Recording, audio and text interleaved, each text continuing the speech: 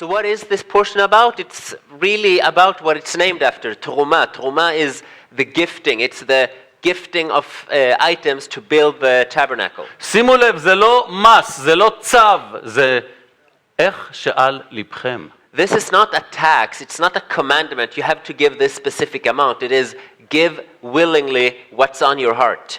והוא אומר פה, זה כדי לבנות את המשכן, And it says here that it is in order to build the tabernacle ארון הברית, and the Ark of the Covenant, שולחן לחם הפנים, the table of bread, מנורות הזהב, the menorahs, the candelabras, המזבח וחצר המשכן. and the altar and the courtyard of the tabernacle. בשביל מה? Why?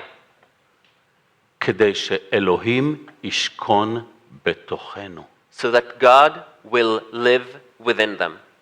Will dwell amongst them. ובואו נקרא את הפסוקים הללו, זה מפרק 25, פסוקים 8 ו-9. So let's read a few verses here. It's in chapter 25, verses 8 and 9.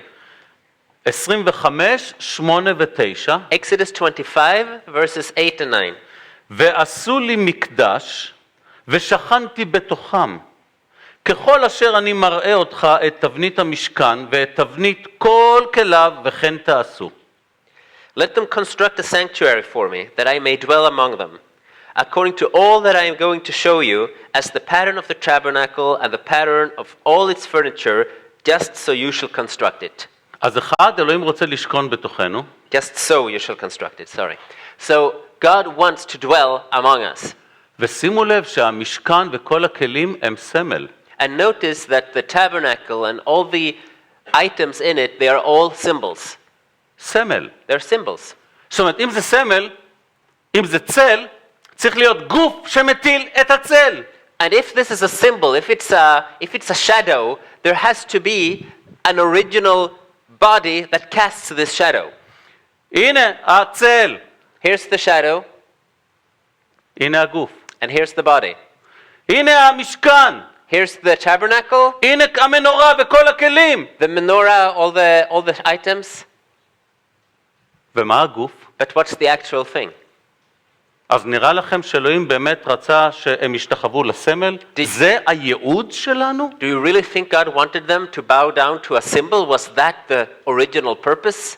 או מהות כל התורה וכל דבר אדוני זה לחפש את הגוף שהטיל את הסמל הזה. The whole purpose of the Torah, of everything in the Old Testament, is to find the body that casts all these shadows. עכשיו, בואו נמשיך הלאה. הוא אומר להם להביא זהב, כסף ונחושת. Now he tells them to bring gold and silver and bronze. ועוד חומרים שבדרך כלל לא מוצאים ככה במדבר. And copper and all kinds of items of material that you don't find them in the desert. אז ריבונו של עולם, מצד אחד לכו למדבר, מצד שני אני רוצה זהב, כסף, זה וזה. רק רגע אלוהים, שכחת? אנחנו במדבר.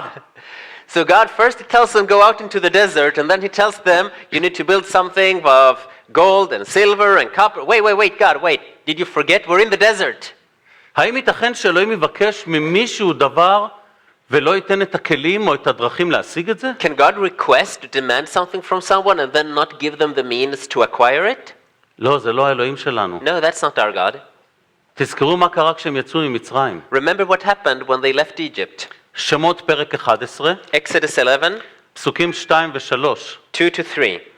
כשהם יצאו, אלוהים ריכך את לב המצרים, נתן להם חן בעיני ישראל, לישראל חן בעיניהם, והחבר'ה אמרו להם, בואו, נתנו להם את הכל. When they left, God softened the heart of the Egyptians, and they said, come, take all of these. They gave them everything they had. Just go. אז אתם רואים? You see? אלוהים לעולם לא יבקש מאיתנו דבר מבלי לתת את הכלים או את הדרך לבצע את רצונו. God doesn't demand us to do something without giving us the means and giving us the way to actually go through with doing his will. ראשונה לקורינתים 10:13. 1 Corinthians 10 and 11. 10:13. 10:13. כן. ורבותיי, אז אלוהים נתן את כל הכלים, נתן את כל הדברים, מה נותר לנו לעשות? So he gave them all the items, all the things, everything was ready. What's left for us to do? לתת בהקרבה, To give, אמונה ואהבה. to give sacrificially and in faith and in love. באמת, זה לא שאין לנו. It's not that we don't have. אלוהים נותן את הכל כדי לתת. God gives everything that's needed to give. אבל מה נשארה האחריות שלנו? But what's left is our responsibility, אמונה, our faith, אהבה, our love, בהקרבה. and doing it sacrificially. עכשיו, למה שאלוהים יבקש מעם ישראל לממן את המשכן וכל כלי הקודש מכיסם הפרטי ובמתכות היקרות ביותר שיש? So why is God asking the people of Israel to finance this building from their own pocket with all these expensive items, all this gold and silver? למה לא מקש? Why don't they just build it from straw? רבותיי, אלוהים עושה את זה כדי שכולנו נלמד שעבודת אלוהים אמיתית מצריכה את הטוב ביותר שיש לנו. God does it in order to show us that actual work for God demands the best we have. שהאוצר האמיתי שלי מופנה לאלוהים ולא רחוק מאלוהים. That my real treasure is for God and not far away from God. כל משפחה צריכה להביט אל בית אלוהים ולומר, שמה האוצר שלי. Every family needs to look at the house of the Lord and say, this is where my treasure is. כל משפחה צריכה להסתכל על הכיסאות, על משרתי הקהילה, על המנורות, על המסך, על המזגן, על כל דבר, ולומר, זה המשכנתה של הילדים שלי. זה אני השקעתי. במקום זה הייתי יכול לעזור יותר לילדים שלי. פה, את זה אני השקעתי. את זה עשינו. את זה תרמנו מהבשר והדם שלנו. You need to look around at the congregation, at the chairs, at the screen, at the people who serve, and say, this is where we invest. This is our mortgage. This is our security. This is where we are home. This is where we are investing our future, the future of our kids. ולכן כאשר ילד או מבוגר שם רגליים על הכיסאות, או תוקע את המסטיק מתחת לכיסא, כל אחד פה צריך להגיד, היי! זה האוצר שלי! תירגע! מה עובר עליך? נגעת בלב שלי!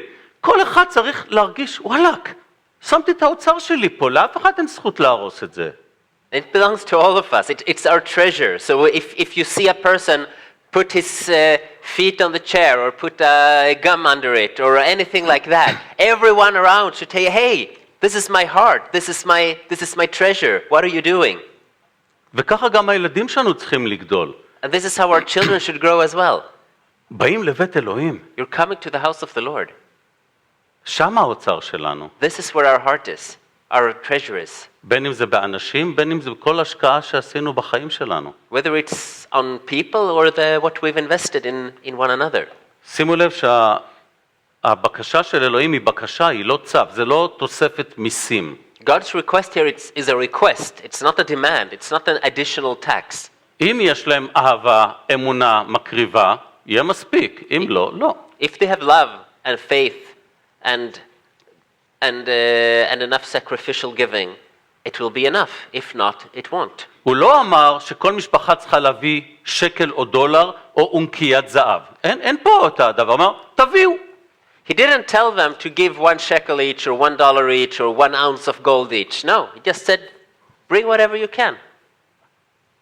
אבל שימו לב, כשאנחנו נגיד, תביאו את מה שהם יכולים, חלק מהאנשים יגידו, הכיסא הזה מתנדנד, יאללה, שיקחו אותו לבית אלוהים.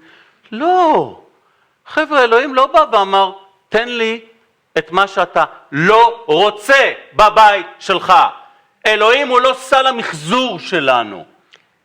But when we tell people sometimes, bring to the congregation what you can, they say, oh, this chair is a little wiggly, I don't want that at home. I can bring that to the house of the Lord.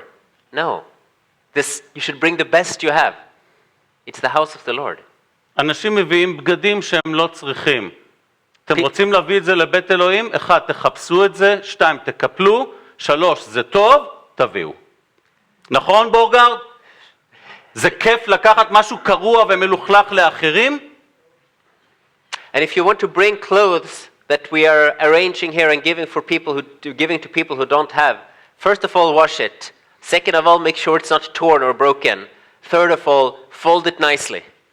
It's not nice to pick up things from there and see that it's torn or dirty. בוגרד פעם בחודש בערך לוקח ון שלם ונותן למשפחות שאין להם את זה. השארית שלך זה האוצר של אחרים, והם צריכים להרגיש שנתנו להם, ככה ישר מחנות, ככה ישר מקופל מריח של כביסה, כאילו רשום על זה תג מחיר. כך אנחנו צריכים לפעול. Bogart here every month, it fills a van with these clothes and bring them to people who don't have. And really, they need to feel that they are receiving it ready as if from the store. You're bringing, give what you have. Your remnants is the treasure for others, so treat it as a treasure. זה הצד של הקהילה. That's the side of the congregation. ויש גם את הצד של משרתי קהילה. We also have the side of those who serve in the congregation. ואני פונה אליי, אל כל המשרתים בקהילה, לעולם לא לשכוח שאנחנו חיים מההקרבה של ילדי אלוהים. And I'm here turning to myself and to all those who work and serve in the congregation. Never forget that we live off how other people are sacrificially giving. אם ידינו תהיינה מלוכלכות, לא מגיע לנו דבר. If our hands are not clean, we don't deserve anything. ולכן זה הולך לשני הכיוונים. So it goes in both directions. הנאמנות של הצאן, הנאמנות של רועים. The faithfulness of the flock and also the faithfulness of the shepherds. וכתוב לנו גם כן בספר משלי פרק ג' מפסוקים 8 ועד 10 את החובה שלנו לתת. And we also have in Proverbs 3 verses 8 to 10 our obligation to give. גם כן באיגרת השנייה לקורינתים, פרקים 8 ו-9. Also 2 Corinthians in chapters 8 and 9. לתת מן הטוב שלנו.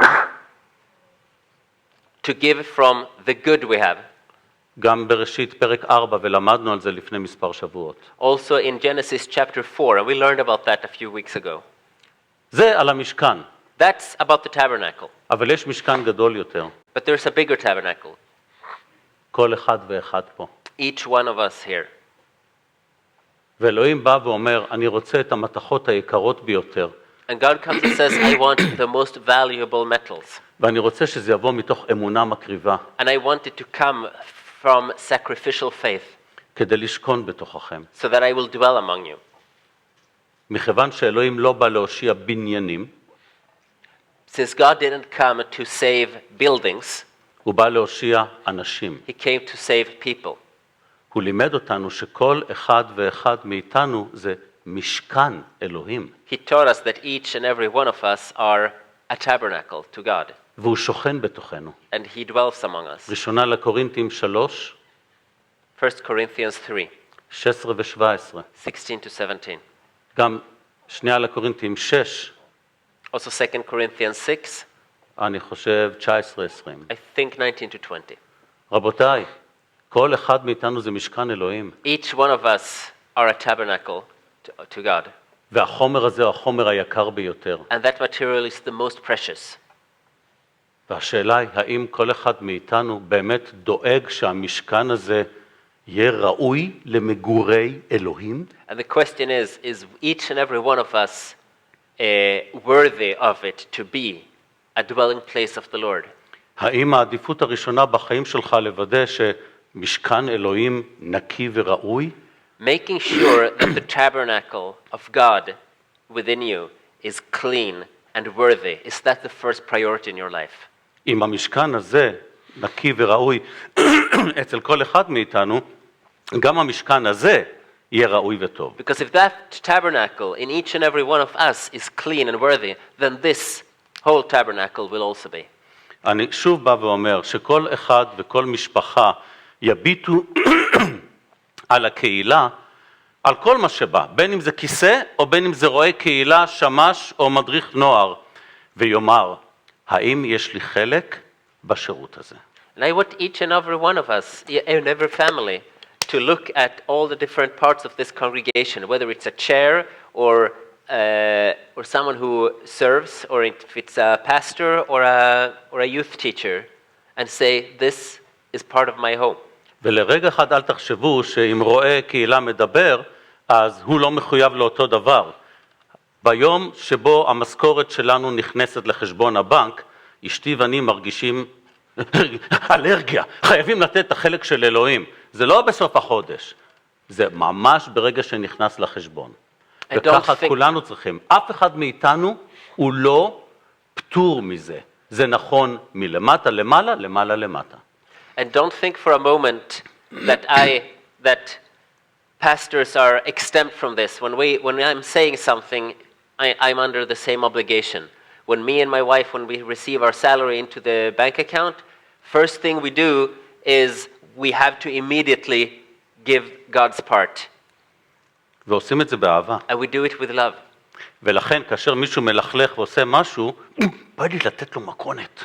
Therefore, when anyone is destroying something or making something dirty, I feel like hitting them. Not going Hitting to. nicely in love. But strong.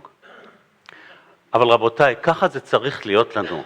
כשאוהבים משהו, זה קשור לנו. But this is what it needs to be. When you love something, it's connected to you.